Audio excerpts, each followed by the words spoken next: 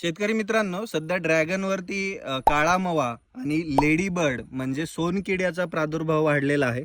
या अशा प्रकारचा किडा प्रत्येक पानावरती ड्रॅगनच्या दिसत आहे आणि थोडासा काळा मावा पण तुम्हाला दिसत आहे. हे ज्वारीवरचा जो चिकटपणा असतो तो आता ज्वारी निघत असल्यामुळे हवेमध्ये उडत आहे आणि धुरकट वातावरण असल्यामुळे याचा प्रादुर्भाव दिसत आहे.